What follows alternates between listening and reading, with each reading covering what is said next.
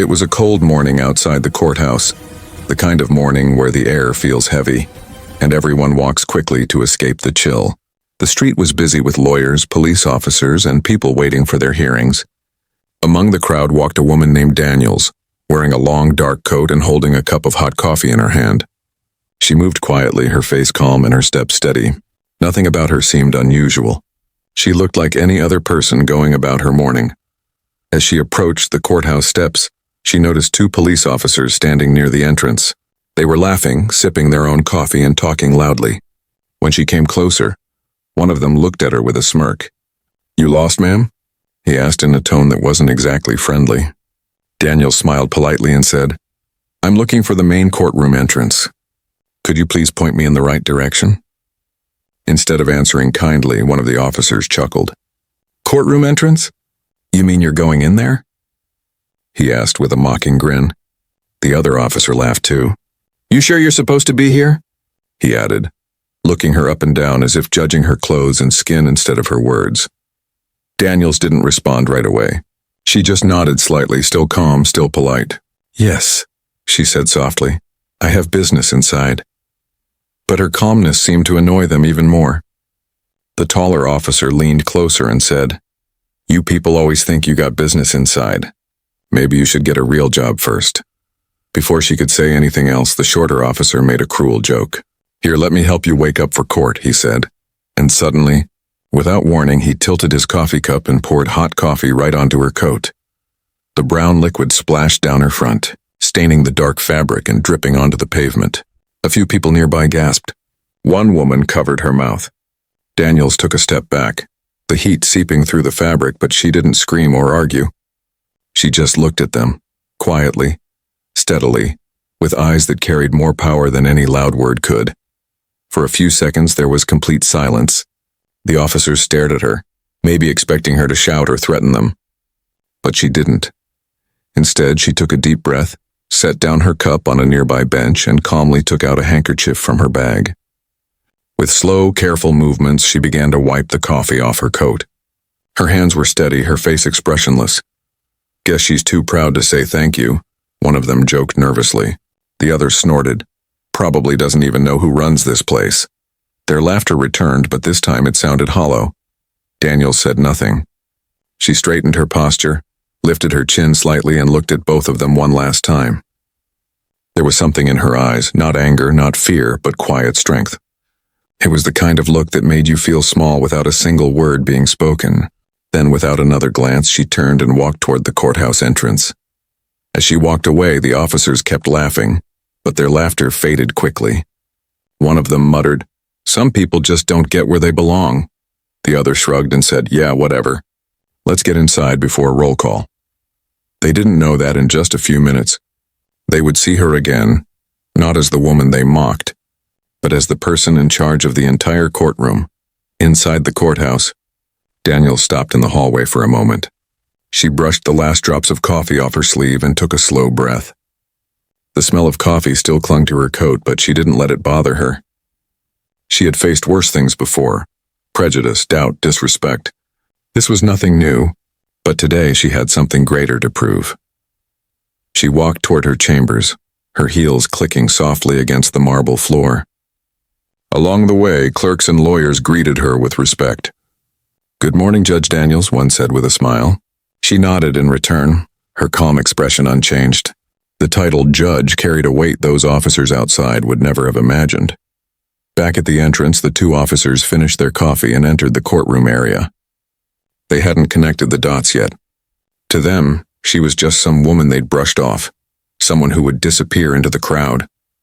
They had no idea that their small act of cruelty would soon become a lesson they would never forget, a lesson about respect, humility, and the danger of judging someone by appearance. Outside, the sun began to rise higher, casting light through the courthouse windows. Inside, the stage was quietly being set for a moment that would leave everyone speechless. The woman they had insulted and humiliated would soon walk through the courtroom doors again, but this time, in a robe that demanded respect, carrying the power of justice in her hands. And when that moment came, the laughter they shared outside would turn into silence, the kind of silence that comes when truth hits harder than any punishment ever could. But for now, Judge Daniels walked forward calm as ever, carrying herself with the quiet dignity of someone who already knew who she was and exactly how this day would end. The courtroom buzzed with quiet chatter that morning.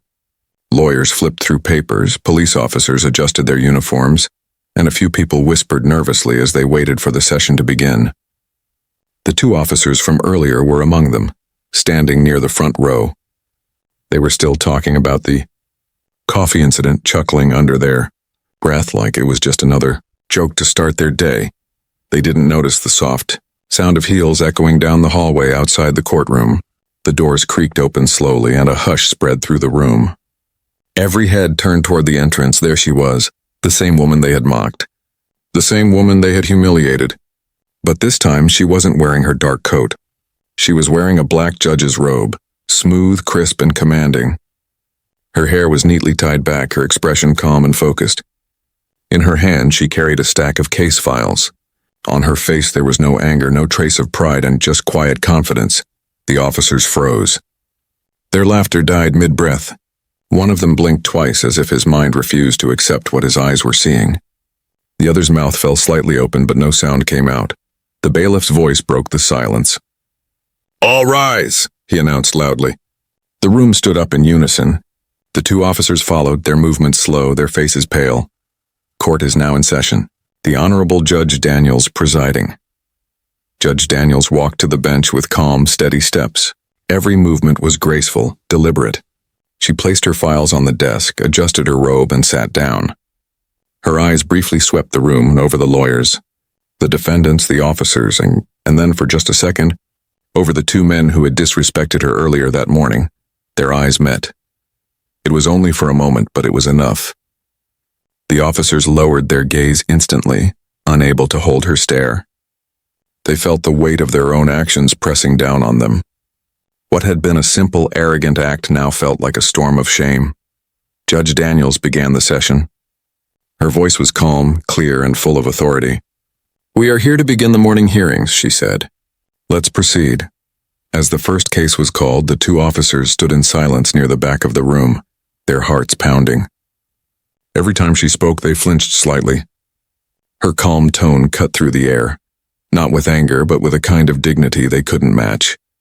They remembered the coffee dripping down her coat. They remembered her calm silence while they mocked her. And now, seeing her seated high above them, commanding the room, they realized the full weight of what they had done. The laughter they shared outside now echoed in their minds like an ugly ghost. They wished they could disappear, but Judge Daniels didn't say a word about it. Not once did she mention the incident. She didn't even glance at them again. Her focus was on justice, fairness, and the people before her.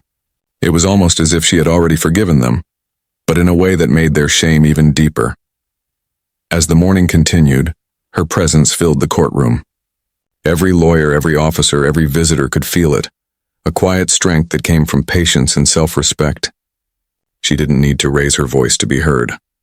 She didn't need to demand respect. She was respect itself. The officers exchanged a look. Their faces said everything: regret, confusion, disbelief. They wished they could go back in time and undo what they had done, to treat her with the respect she had always deserved. But time doesn't move backward. During a short recess, Judge Daniels stood and exited the courtroom, her robe swaying gently as she walked past them. The officers instinctively stepped aside, making space for her.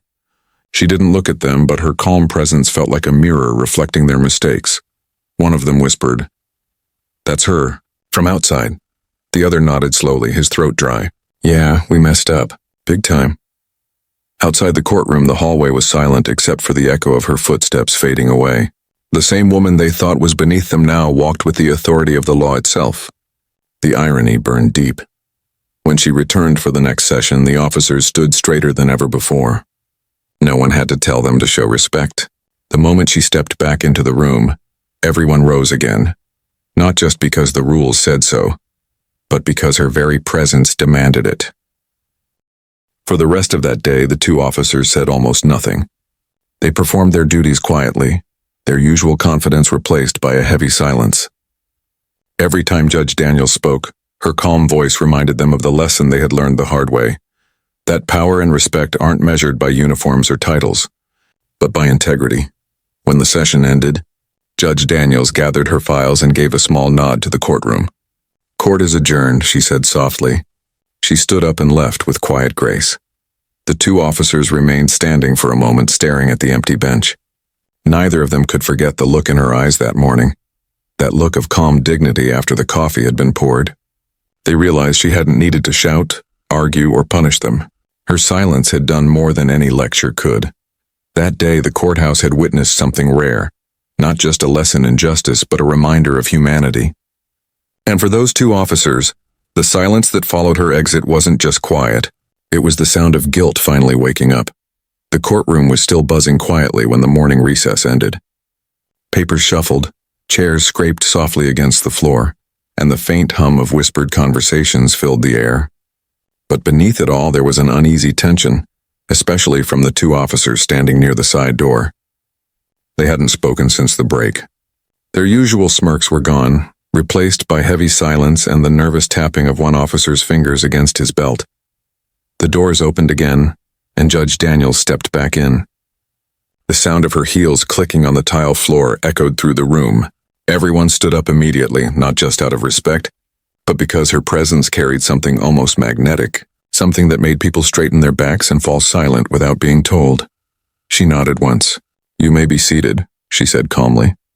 The two officers sat, but their eyes stayed glued to the desk in front of them. They couldn't bring themselves to look up. The same woman they had mocked, the one they had poured coffee on, now sat higher than anyone else in the room, wearing the robe of justice. Every move she made reminded them of their mistake. As the next case began, Judge Daniels flipped through a file with quiet focus. Her voice, calm and confident, filled the courtroom. "The court will now hear case number 1185. But the officers barely heard her words. Their minds replayed the morning scene over and over again. The spilled coffee, the laughter, her silence. It wasn't just embarrassment they felt now.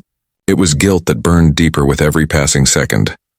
One of them leaned toward the other and whispered, "I can't believe that's her." The other whispered back, "Keep your head down. Don't make it worse."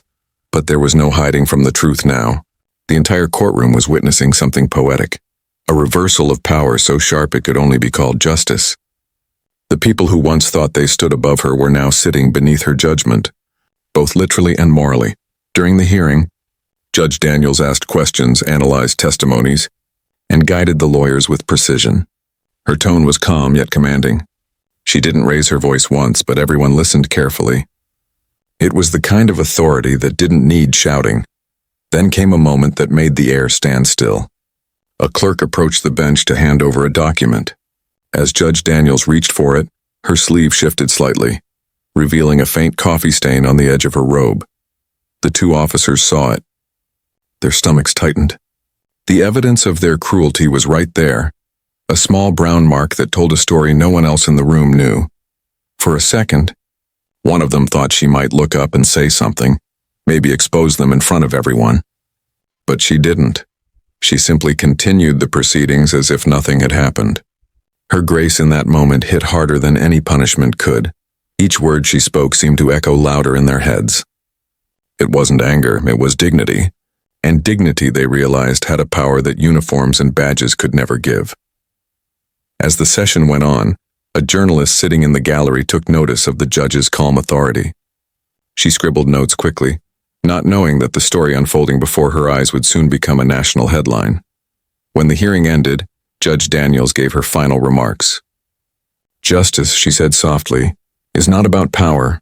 It's about respect for the law and for each other." Her eyes swept across the room again, briefly landing on the two officers. The look was subtle, but it carried meaning only they could fully understand. It wasn't revenge. It was mercy.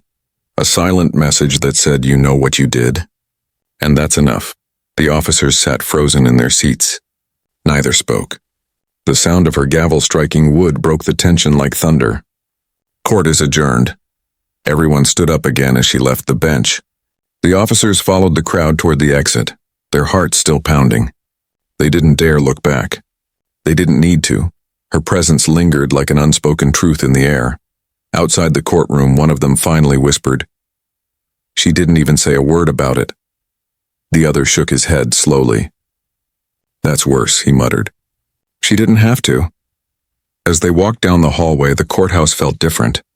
The same building they had walked into with pride that morning now felt like a mirror reflecting their arrogance. Every step echoed like a reminder of the mistake they couldn't undo. Meanwhile, Judge Daniels sat alone in her chambers, the light from the window falling softly on her desk. She took a quiet sip of water and exhaled. For a moment, her calm mask faded and a trace of sadness crossed her face. She wasn't angry, just tired. Tired of fighting battles she never asked for. But she also knew that today had sent a message.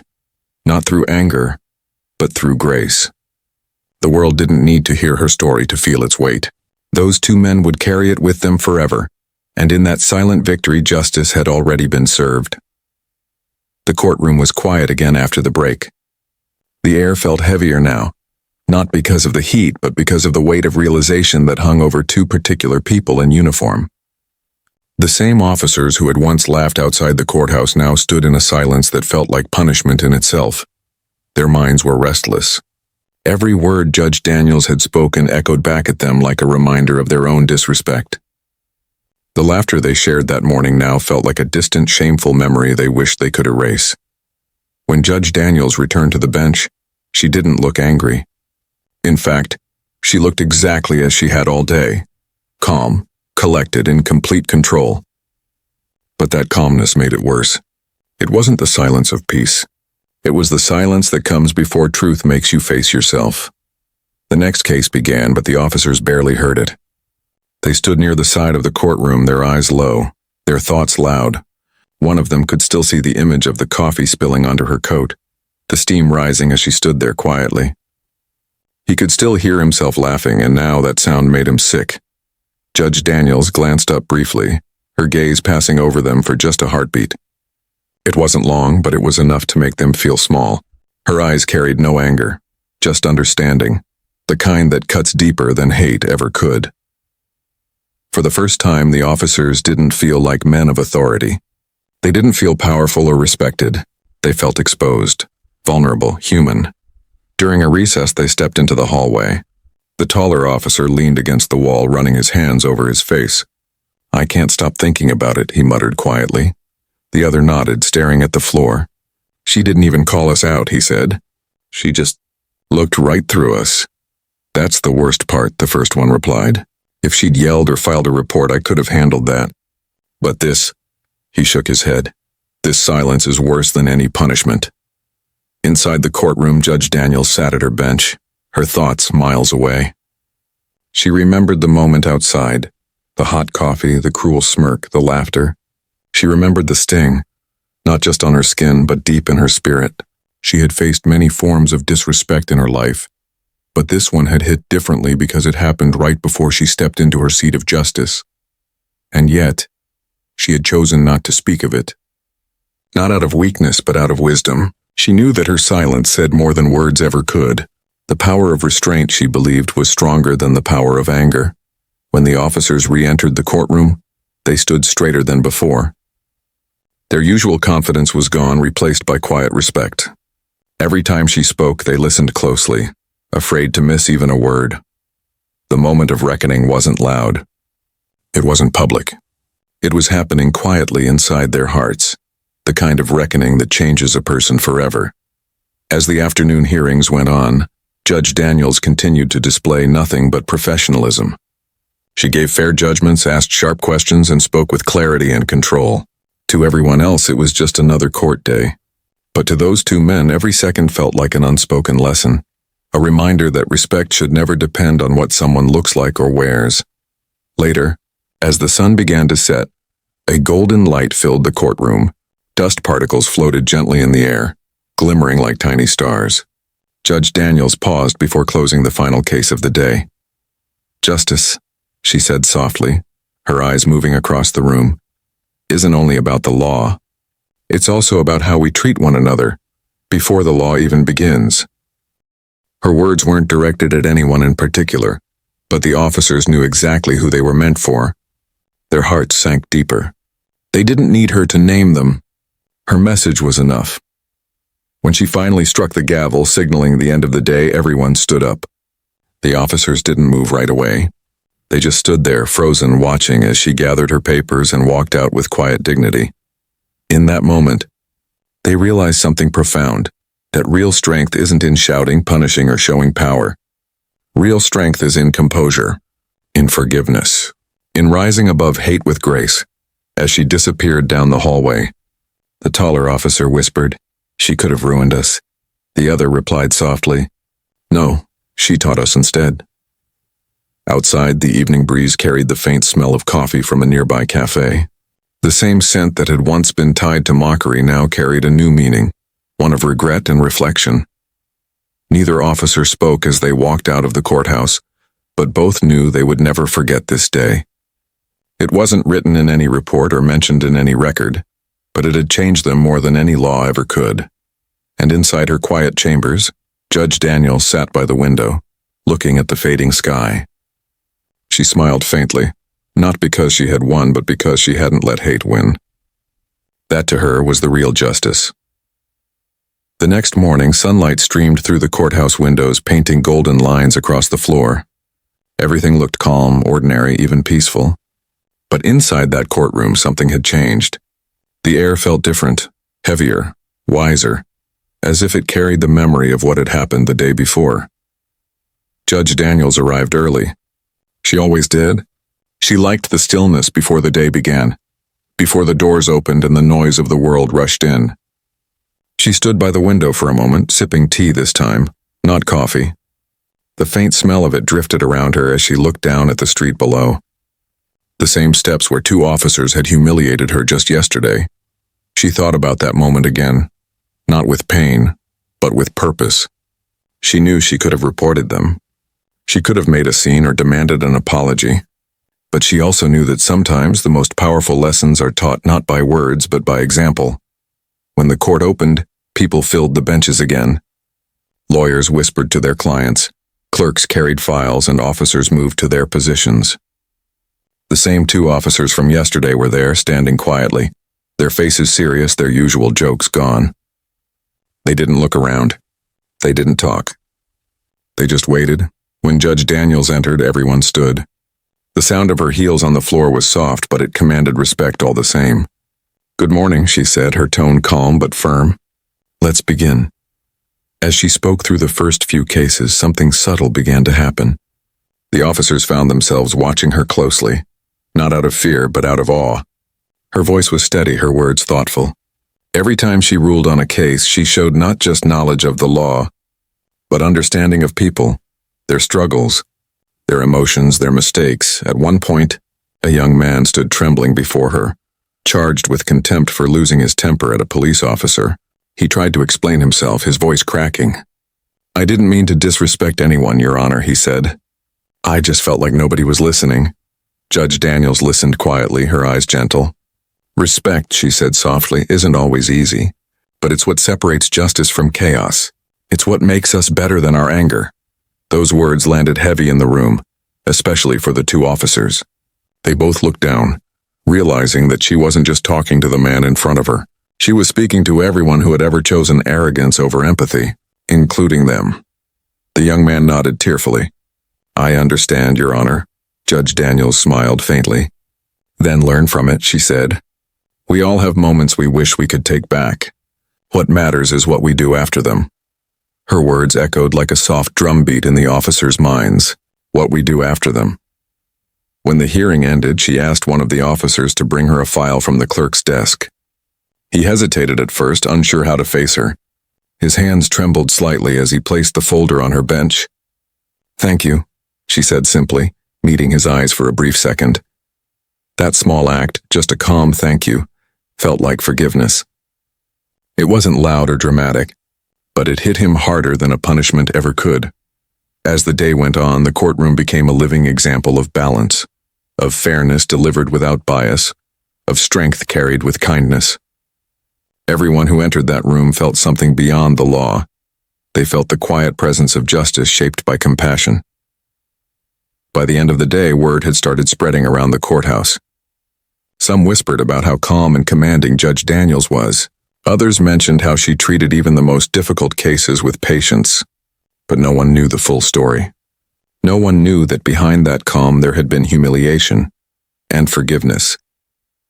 When court adjourned, the two officers lingered behind. They waited until most people had left. Then nervously they approached her bench. One of them cleared his throat. "Your Honor," he said quietly, we just wanted to apologize for—" She raised a hand gently, stopping him mid-sentence. Her expression was kind, not cold. "There's no need," she said softly. "Just remember this day and what it means." The men nodded, unable to speak. Their eyes said everything. Judge Daniels gave a small, calm smile before gathering her papers. "The world doesn't change with anger," she added as she stood. "It changes when we choose to be better than the moment that tested us." Her robe moved lightly as she walked away, leaving behind silence. But it wasn't the heavy silence of guilt anymore. It was the kind of silence that follows understanding. As the officers watched her leave, they both realized that she had given them something much greater than punishment. She had given them a chance to learn, to grow, and to reflect. And that was the courtroom's greatest lesson that day. A few days passed after that unforgettable morning in court. Life inside the courthouse slowly returned to its usual rhythm, or at least it appeared to. Lawyers still hurried between hearings. Clerks still carried heavy stacks of files, and officers still guarded the entrance.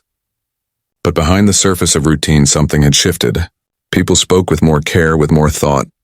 The memory of Judge Daniels' quiet power still lingered like a faint echo through the halls. Then one ordinary afternoon, that echo became a storm.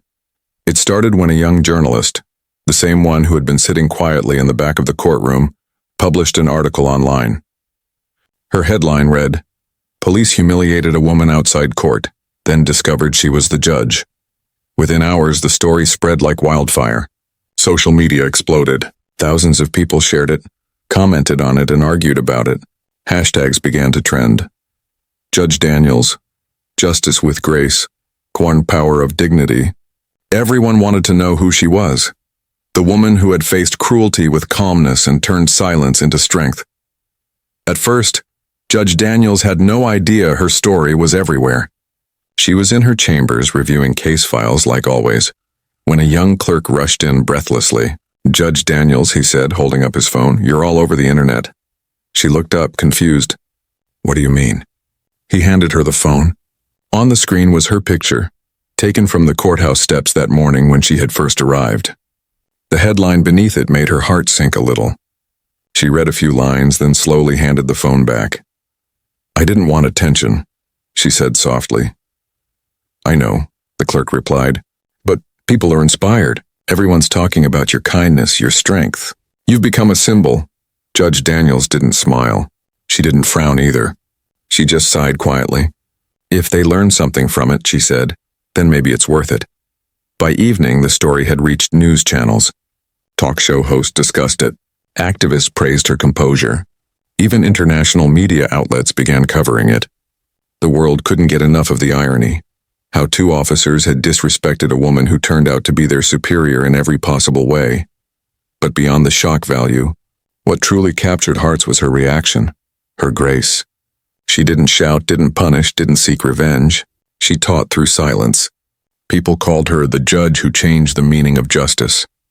Meanwhile, the two officers at the center of it all couldn't escape the headlines either. Their names weren't revealed publicly, but everyone inside the courthouse knew who they were. For them, every headline felt like a mirror reflecting their mistake. They walked differently now, quieter, more thoughtful. They had learned something they'd never forget, though the lesson came the hard way. One evening, as Judge Daniels was leaving the courthouse, she saw a crowd of reporters waiting outside. Cameras flashed, microphones pointed toward her. Questions flew from every direction. "Judge Daniels, how did you stay so calm? Do you forgive the officers? What message do you want to give to the world?" She paused at the steps, the same steps where the coffee had been poured on her coat just days before. The cold wind brushed past her, but her voice was warm and steady when she finally spoke. "I don't believe in hate," she said gently. "It's easy to react with anger. But real power, real justice, comes when we respond with peace." Everyone makes mistakes. What matters is what we learn from them. Her words were short, but they traveled far. That clip was replayed on every news channel that night. Millions watched it. Some cried. Some cheered. Some simply sat in silence thinking. People began writing letters to her and from all across the country. Students, mothers, judges, and even police officers wrote to say how her story had changed the way they saw respect, equality, and justice. A group of young law students started a campaign in her honor called Grace in Power, encouraging people to face discrimination and hate with dignity instead of rage. Within weeks, Judge Daniels' quiet act had turned into a movement. Her calm face became a symbol of moral strength, proof that silence, when used wisely, can speak louder than 1,000 voices. But through it all, she remained humble. She still walked to court each morning, still reviewed her files, still smiled at the staff in the hallway. Fame didn't change her. If anything, it made her even more grounded. And though the world celebrated her, she never forgot the lesson herself, that justice isn't only found in the courtroom. Sometimes it's found in how you handle the people who wrong you. As the sun set over the courthouse one evening, she stood once more on those steps, the same steps that had witnessed her humiliation and her victory. The wind carried faint echoes of laughter, then silence, then something stronger, peace. And in that moment, Judge Daniels smiled softly to herself, realizing that her story wasn't just about a spilled cup of coffee. It was about what rises after the stain fades. Months had passed since the incident that changed everything. The courthouse had seen many more trials, many more faces, but the memory of that one morning still lived in its walls, like an invisible story whispered through time. Everyone who worked there remembered it. The officers, the clerks, even the janitors. They all knew what had happened on those front steps and inside that courtroom. And more importantly, they remembered what they had learned from it. Judge Daniels continued her work as she always did, calm, professional, and fair. To anyone watching, she looked exactly the same, but those who knew her well could tell that something inside her had grown stronger. It wasn't pride. It was peace. The world outside, however, hadn't forgotten her. Schools, community centers, and news programs continued to share her story. Her name had become a symbol of strength without cruelty, power without pride, and justice without anger. Students studying law often used her case as an example of moral leadership. Motivational speakers quoted her words about forgiveness. And in neighborhoods across the country, people talked about her as the judge who stayed silent and won the world's respect. The two officers, meanwhile, had been transferred to community service work, not as punishment, but as reflection. They worked with underprivileged families, youth programs, and mentorship projects for young boys. Over time, they began to understand the very thing they had once ignored: respect. They never spoke publicly about that day, but privately, both of them carried the memory like a scar, not to hide, but to remember. One afternoon, almost a year later, they found themselves back at the courthouse for a small event honoring public service. Judge Daniels was there too, standing gracefully at the podium. She was giving a short speech on equality and kindness in leadership. Her words were soft, but every person in the room listened as if time had stopped. Justice, she said, is not about titles or uniforms. It's about humanity. You can wear a badge, a robe, or a suit, but if you forget compassion, you've already lost your way. Her voice was steady, but her eyes glistened just a little as she continued. When people treat you unfairly, remember, their actions don't define your worth.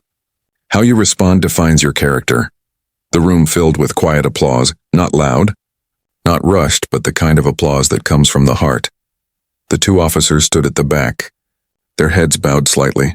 When the event ended, they approached her slowly. One of them spoke first, his voice trembling. "Judge Daniels," he said, we don't expect forgiveness, but we wanted you to know, and we've changed. Because of you." She looked at them for a long moment. Her expression was gentle, almost maternal. Then she nodded softly. "Good," she said. "That's all I ever wanted, no anger, no bitterness. Just a calm smile that said more than words ever could." As they left, one of the officers whispered to the other, "She gave us back our humanity." Outside the courthouse, the air was warm, touched by sunlight. The steps, once stained by spilled coffee and shame, now stood clean and bright. People walked up and down, unaware that they were stepping over the place where a quiet miracle of forgiveness had once happened. In the weeks that followed, Judge Daniels was invited to speak at universities and justice conferences. She didn't talk about herself. She talked about empathy, fairness, and grace. Her message was simple but unforgettable. When the world tests your dignity, answer it with wisdom, not rage. Her words became a lesson passed down to young judges, police cadets, teachers, and students. Across the country, posters of her quote began to appear in classrooms and offices. What began as a moment of humiliation had turned into a lifetime of inspiration. Years later, when Judge Daniels finally retired, her farewell ceremony was filled with people whose lives she had touched. Fellow judges, young lawyers, officers, and ordinary citizens. As she stood on the same courthouse steps for the last time, she looked up at the sky and smiled quietly. No cameras, no crowds, just peace. She thought of that cold morning, the spilled coffee, the mocking laughter, the silence that followed. It had been painful, yes, but it had also been the beginning of something bigger, something that reached far beyond her. Because true justice, she knew, wasn't just about laws and verdicts. It was about the courage to stay kind when the world gives you every reason not to be. As she walked away from the courthouse for the last time, the golden evening light wrapped around her like a blessing. The story of Judge Daniels didn't end that day. It lived on, in every person who chose empathy over ego, respect over arrogance, and forgiveness over revenge. And somewhere, far from the noise of the world, a cup of coffee cooled on a desk. A quiet reminder that one small act of cruelty can be turned into a lifetime of grace.